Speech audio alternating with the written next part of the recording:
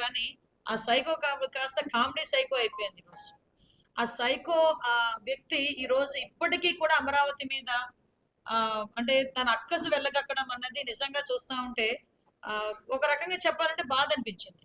Of course బాధపడాల్సిన అవసరం కూడా లేదు అనిపించుకున్న దానికి కూడా కారణం ఏంటంటే సొంత తల్లిని పార్టీ నుంచి సస్పెండ్ చేసిన వాడు, సొంత చెల్లి గురించి ఆస్తి గురించి కోర్టుకెక్కి కోర్టు దగ్గర కూర్చొని నంగనాచి కబుర్లు మాట్లాడిన వాడికి అమరావతి రైతులు చేసిన త్యాగం గానే, అంతమంది రైతులు చేసిన ఉద్యమాలు గాని నిజంగా అతనికి ఏమైనా కదిలిస్తాయని అనుకుంటున్నారా మీరు? అలా కదిలిస్తాయి అనుకోవడం మన అవివేకం. అది కాస్త ఇంకొంచెం ఏదో అంటారు కదా, ఆ పిచ్చి పరాకాష్ఠకి చేరిందనమాట. పిచ్చి పరాకాష్ఠకి చేరి మినిమం నాలెడ్జ్ లేకుండా అసెంబ్లీలోని వాళ్ళు ప్రవేశపెట్టి బిల్లు పెట్టగలిగింది మేము వస్తే మేము పెట్టలేము అంటే ఇప్పటికీ అదే విధ్వంసంకి ఉన్నాడు. అరే 151 సీట్ల నుంచి 11 సీట్లకి దిగజార్చిన తర్వాత అయినా ఎలాంటి మనిషికైనా ఎంతో కొంత పశ్చాత్తాపం ఉంటది, ఎలాంటి మనిషికైనా ఎంతో కొంత కనువిప్పు కలగాలి. కానీ 2 సంవత్సరాలు అవుతున్నా కూడా ఇంకా కనువిప్పు కలగకపోగా ఈ వికృత ఆలోచనలు, పిచ్చి పరాకాష్ఠకి చేరే పరిస్థితులు ఇంకొంచెం ఎక్కువైనాయేమో అని మాకు అనిపిస్తుంది. దానిలో భాగమే ఈ మావి గన్ అంటే అఫ్ కోర్స్ ఆయనకి గన్ కల్చరు లేకపోతే గొడ్డల కల్చరు చాలా కామన్ ఆయనకి. అందులో పార్టీ గన్ కూడా వచ్చింది. అంటే ఇంకెందుకు అవన్నీ పోయి బాబాయ్ గొడ్డలను లేకపోతే గొడ్డలి గన్ అని ఏదో పెట్టుకుంటే సరిపోయింది కదా. ఇంత మావి గన్ అని చెప్పేసి నాకు అర్థం అవ్వాలి. అందరూ మావి గన్ అంటే అసలు ఎక్కడి నుంచి వచ్చింది థాట్ అనుకుంటే ఈయనకి రాత్రులు మాట్లాడడం అలవాటు ఆత్మలతో. ఏ చైనా ఆత్మ గనుక వచ్చిందో ఏంటో నాకైతే అర్థం కాలే ఈ మావి గన్ వచ్చే పరిస్థితులు. లిటరలీ నిజంగా అందరూ నవ్వుకుంటున్నారు ఈరోజు. అరే ఒక 5 సంవత్సరాలు 151 సీట్లతో సీఎం చేసిన వ్యక్తి నోటి నుంచి రావాల్సిన మాటలేనా ఇవి? అంత సిల్లీగా ఉంది అమరావతి అంటే. అమరావతి రాజధాని అంటే శాతవాహనుల కాలం నుంచి కూడా ప్రపంచంలో ప్రసిద్ధికెక్కిన ఎంతో అద్భుతమైన నగరం, ఎంతో అద్భుతమైన రాజధాని, అట్ ద సేమ్ టైం ఎంతో హిస్టారికల్ నేమ్ ఉన్న రాజధాని, దానికి అంత పవిత్రత ఉండే రాజధాని. అలాంటి రాజధాని పేరు తీసుకొచ్చి ఈ రోజు మన రాజధానికి మనం అక్కడే రాజధాని నిర్మించుకుంటున్నామంటే దాన్ని స్వాగతించాలి. అంటే అధికారం లేనప్పుడు అప్పుడమ్మ స్వాగతించిన వ్యక్తి అధికారం వచ్చిన తర్వాత 3 ముక్కలు రాజధాని అని చెప్పి మళ్ళీ ఎగైన్ ఈ రోజు తీసుకొచ్చి అది కాదు మావిగన్ అని చెప్పి మచిలీపట్నం, గుంటూరు, విజయవాడలోని ఆ రీజన్ లో పెట్టండి అంటే ఎగైన్ ఇతగాడు ఏమనుకున్నాడంటే నేను ఏం మాట్లాడితే అది రచ్చ అయిపోతుంది అనుకున్నాడు, లేకపోతే ప్రాంతాల మధ్య విభేదాలు సృష్టించాలి అనుకున్నాడు. ఈ రోజు అమరావతి అన్నది వైజాగ్ రాజధానిగా కావాలంటేనే అనకాపల్లిలో ఒప్పుకోలేదు, వైజాగ్ వాళ్ళు ఒప్పుకోలేదు. నాయన నువ్వు అక్కడే ఉండు, మేము ఇక్కడే ఉంటాం, మేము ప్రశాంతంగా ఉంటాం అన్నారు. ఎట్టి పరిస్థితుల్లోనే వైజాగ్ రాజధానిగా అమరావతి వన్స్ డిక్లేర్ చేసిన తర్వాత వైజాగ్ రాజధానిగా ఉత్తరాంధ్ర వాళ్ళు కూడా ఒప్పుకోలేదు.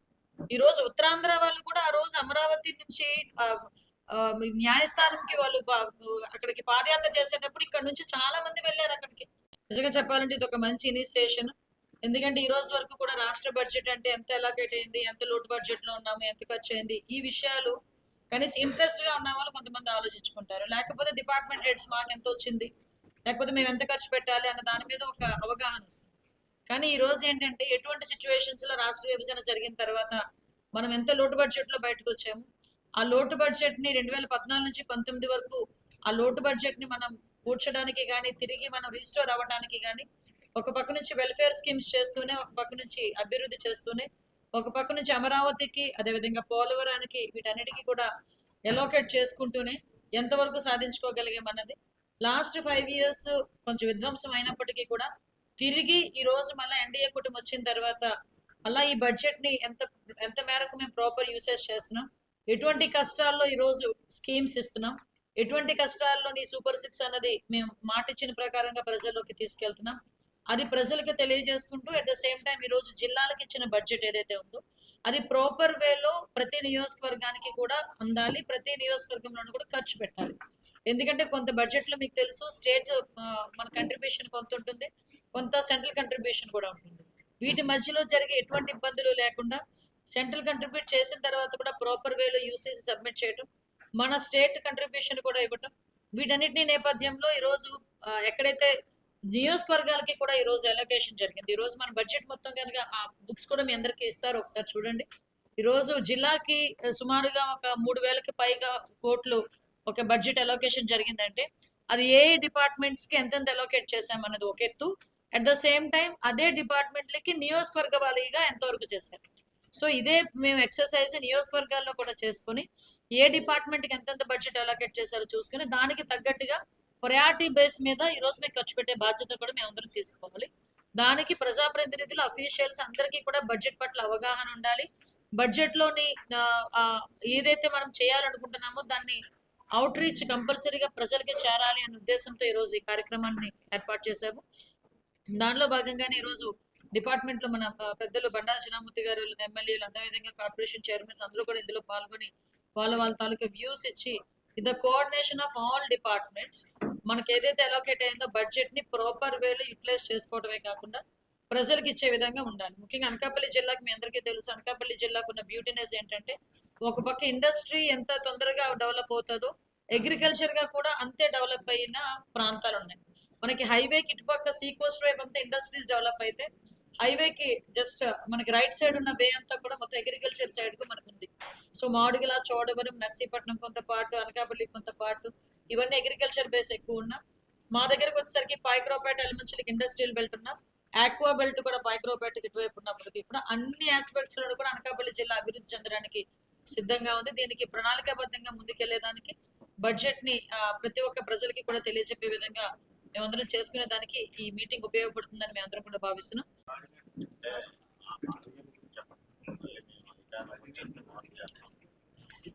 మావిగన్ గురించి అంటే ఇంత సీరియస్ ఇష్యూలో అంత కామెడీ అవసరమా అండి? ఇప్పుడు బడ్జెట్ గురించి అనేసరికి చాలా సీరియస్ ఇష్యూ, దాంట్లో ఇంత పెద్ద కామెడీ అవసరమా అని.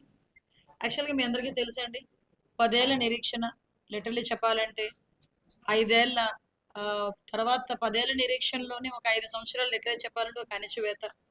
వేల రోజులు, ఒక రోజు కాదు, 2 రోజులు కాదు, 1600 రోజులు, సుమారుగా 1631 రోజులు రోడ్ల మీద తిరిగి, రోడ్ల మీద పోరాటం చేసి, నడి రోడ్డు మీద భోజనాలు చేసి, నేల మీద భోజనాలు చేసి, బూటకాలతో తన్నించుకొని, కేసులు పెట్టించుకొని, వీటన్నిటికీ కూడా ఒకరోజు ఈరోజు చెప్పాలంటే ఒక తెరబడబోతోంది, ఒక చరిత్ర సృష్టించబోతోంది. ఈరోజు నిజంగా అమరావతిని ఈరోజు చట్టసభల్లో, నిన్న లోక్సభలోని, ఈరోజు రాజ్యసభలోని కూడా అమరావతి మీద చట్టబద్ధత కల్పించడం అనేది నిజంగా ఒక రకంగా చెప్పాలంటే అమరావతి రైతులు, ముఖ్యంగా అమరావతి మహిళా రైతులకి దీన్ని కూడా మనం అందరం కూడా అంకితం చేయాలి. అట్ ద సేమ్ టైం ఎన్నో అవమానాలు పడిన మన గౌరవ ముఖ్యమంత్రి గారు, అదేవిధంగా గౌరవ ఉప ముఖ్యమంత్రి గారు ఇద్దరుకి, అదేవిధంగా పోరాటం చేసిన లోకేష్ గారు, వాళ్ళతో పాటు పోరాటం చేసిన చాలా మంది, వీళ్ళందరి తాలూకా కృషి ఫలితం ఈరోజు అమరావతిని ఒక చట్టబద్ధత కల్పించడమే కాకుండా ఎంతో మంది పెట్టుబడిదారులు ఈరోజు రావాలా వద్దా, ఉంటుందా ఉండదా అన్న క్వశ్చన్ దగ్గర నుంచి ఈరోజు అమరావతి రాజధాని అని ధైర్యంగా చెప్పుకొని అనేక మంది పెట్టుబడిదారులు రాకని కూడా ఆహ్వానించడానికి ఒక సుదినంగా మనం ఈ రోజు అందరం కూడా భావించుకోవాలి. ఈ రోజు ప్రతి ఒక్క ఆంధ్రప్రదేశ్ లో ఉన్న ప్రతి ఒక్క పౌరుడు కూడా చాలా గర్వంగా నా రాజధాని ఇది, ఈ రోజు నా రాజధాని అమరావతి, దీన్ని ఎవడు కూడా మార్చలేడు, ఇంకొకరు వస్తారు వేరే మారుస్తారు, ఇంకొకరు వస్తారు వేరే చేంజ్ చేస్తారు అన్నది కాకుండా ఈ రోజు చిన్న పిల్లడికి కూడా మొన్నటి వరకు ఆప్షన్స్ ఇస్తే నన్ ఆఫ్ ది అబౌవ్ రాసుకోవాల్సిన పరిస్థితి వచ్చేది. కానీ ఈరోజు అమరావతి నా రాజధాని అని హ్యాపీగా చెప్పుకునే పరిస్థితికి ఈరోజు తీసుకొచ్చిన ప్రతి ఒక్కరికి కూడా పేరు పేరున ధన్యవాదాలు తెలియజేసుకోవాలి. ఈరోజు వాళ్ళు కార్చిన కన్నీటి చుక్కలకి కానీ, వారు చేసిన ప్రాణ త్యాగాలకి కూడా ఒక ఫలితం ఇచ్చిన రోజు కింద మనం భావించుకోవాలి. ఆ రోజు నుంచి మొన్న అసెంబ్లీలో కూడా మేము మాట్లాడుకున్నాం, శంకుస్థాపనకి కూడా చాలా మంది, అంటే ఆ దేశంలో ఉన్న అన్ని పవిత్రమైన స్థలాల నుంచి మట్టిని, నీటిని కూడా సేకరించి ఆ రోజు అక్కడ పోస్తే ఆ రోజు స్థల ప్రభావము, స్థల బలము ఈ రోజు ఇంత గట్టిగా నిలబడే పరిస్థితికి అమరావతి వచ్చిందంటే ఆ రోజు ఆ పవిత్ర జలాలు, పవిత్ర మట్టి తీసుకొచ్చిన పుణ్య ఫలితం కింద భావించుకోవాలి. ఆ రోజు కంట్రిబ్యూట్ చేసిన 30,000 ఎకరాలు, 29,000 మంది రైతుల తాలూకా కంట్రిబ్యూషన్, వీటన్నిటికీ కూడా ఈరోజు ఒక ఫలితం దక్కిన రోజు కింద చెప్పుకోవాలి. దీన్ని మనం ఇంత ఈరోజు గవర్నమెంటే కాదు, ప్రతి ఒక్క పౌరుడు కూడా చాలా ఈగర్లీ వెయిట్ చేస్తున్నారు ఆ చట్టబద్ధతకి. మనకి ఈరోజు రాజ్యసభలో కూడా ఈరోజు ఫలితం కనిపించబోతోంది. విషయం ఏంటంటే మనం ఒక పక్క నుంచి అదృష్టం, ఒక పక్క నుంచి దురదృష్టం. అదృష్టం ఏంటంటే ఆంధ్రప్రదేశ్ లో ఉన్న వాళ్ళు మాత్రమే కాకుండా మన చాలా పార్టీస్, అంటే వివిధ రాష్ట్రాల్లో ఉన్న చాలా పార్టీస్ అందరూ కూడా ముందుకొచ్చి ఈ రోజు అమరావతి రాజధానిగా డిక్లేర్ చేయడానికి చట్టబద్ధత కల్పించడానికి వాళ్ళందరూ కూడా మేమందరం కూడా మద్దతు ఇస్తున్నాము, మేమందరం కూడా సపోర్ట్ చేస్తున్నాము అనుకున్న చెప్తే నేపథ్యంలో అందరూ ఈ రోజు సగర్వంగా చెప్పుకునే రోజు. నీకు వీలైతే, నీకు చిత్తశుద్ధి ఉంటే కనీసం ఆంధ్రప్రదేశ్ లోని ఎన్నికల్లో పోటీ చేసి మొన్నటి వరకు సీఎం గా ఉన్నావన్న కనీసం కమిట్మెంట్ ఉంటే ఈరోజు అమరావతికి మద్దతు తెలుపు. అంతే తప్పించి మావి గన్ను మావి గొడ్డలి అని చెప్పి మీదే గొడ్డలి ఎవడు కాదనట్లే. కానీ ఇలాంటివన్నీ పెట్టి అనవసరంగా ప్రజల్ని మభ్య పెట్టాలని చూస్తే ప్రజలు మభ్య పడట్లేదు సరికదా, నిన్ను ఒక జోకర్లా చూస్తున్నారు ఈరోజు. కనీసం అదేనా గుర్తుంచుకుంటే మంచిది. పాదయాత్ర చేసినప్పుడు మద్దతుగా శ్రీకాకుళం ఇచ్చాపురం నుంచి కూడా వెళ్ళే సందర్భాలు ఉన్నాయి. ఈ రోజు నువ్వు వచ్చి మళ్ళా ఎగైన్ అంటే ఇదే అమరావతి రాజధాని బిల్లు ప్రవేశపెట్టినప్పుడు అంటే మద్దతుకి మనం చట్టబద్ధత కల్పించడానికి ప్రవేశపెట్టిన రోజు ఆ రోజు 11 మంది ఉన్నా రావాలి కదండి అసెంబ్లీకి. ఆ రోజు వచ్చి మాట్లాడాలి కదా. నువ్వు మావి గని పెడతావో మావి గొడ్డలు పెడతావో ఏదో పెడతావు కదా. ఆ రోజు వచ్చి మాట్లాడడం మానేసి మళ్ళీ వచ్చి 4 రోజుల తర్వాత వచ్చి కన్ఫైన్డ్ కొంతమంది ఉంటారు, చప్పట్లు కొట్టే వాళ్ళే ఉంటారు అక్కడ కూడా. అలాంటి ప్రెస్ వాళ్ళని కూర్చోబెట్టుకొని 2 గంటలు 3 గంటలు ఊకదమ్ముడు ప్రసంగాలు ఇచ్చేసి మళ్ళీ అగైన్ ఫ్లైట్ ఎక్కి బెంగళూరు వెళ్ళిపోతానంటే ఆంధ్రప్రదేశ్ ప్రజలు నీ మాటలకి రెచ్చిపోయి రోడ్ల మీదకి వచ్చేస్తారు అనుకుంటున్నావా?